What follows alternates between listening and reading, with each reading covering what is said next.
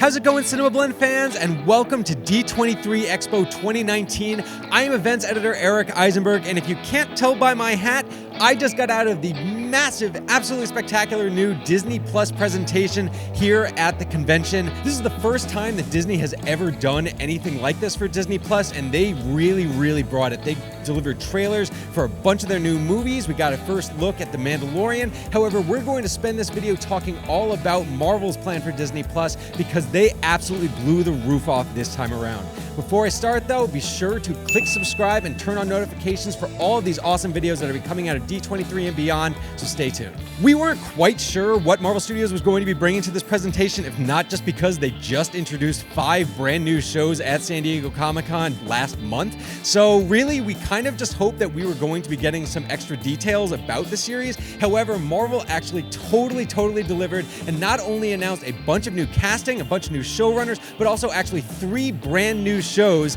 And to go over those real quick, you have Ms. Marvel, which is of course the first Muslim American superhero that we're going to be seeing in the Marvel universe. We have She-Hulk, which is Jennifer Waters, a lawyer who has Hulk powers much like Bruce Banner.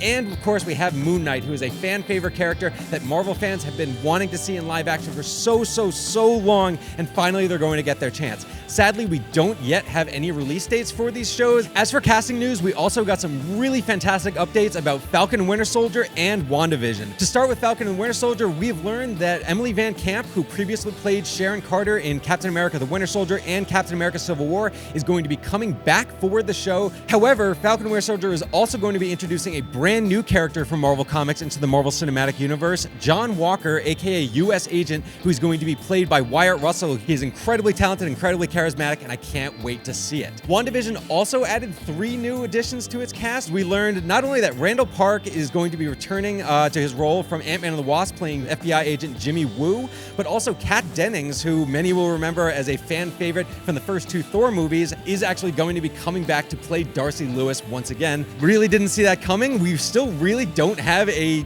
ton of perception of what this show is actually about, but that is crazy cool news. There is also a brand new mystery character that's going to be joining the action, played by Kathryn Hahn.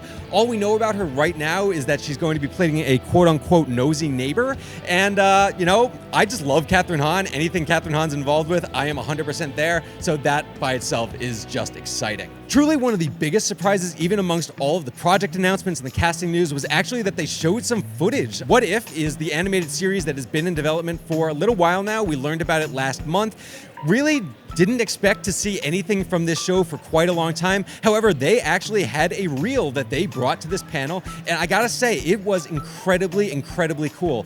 Basically, the what if scenario that was kind of present was that instead of Steve Rogers going through the super soldier experiment, it's actually going to be Miss Peggy Carter instead of Steve Rogers, and she's going to be becoming Captain Carter, which is just tremendously cool. They showed her in her full costume in a shield with the British Union Jack on it, which is crazy cool. However, it's also worth noting that Steve Rogers is not out of the game completely, because he's actually going to be getting armor that is very similar to like the OG Iron Man armor, which just looked crazy cool. I just gotta say, the stylization of this show looks way different than anything I expected. It's really beautiful, it's smooth, it doesn't have a ton of detail, but it's kind of gorgeous within that lack of detail. And really, I truly cannot wait for this show. So guys, Disney Plus is going to be hitting everywhere on November 12th. Sadly, we won't have any of this original Marvel Studios content just yet. However, this stuff is slowly building and it's going to be here before we know it. And we are going to be constantly getting updates here on Cinema Blend. So be sure to stay tuned for all of our videos,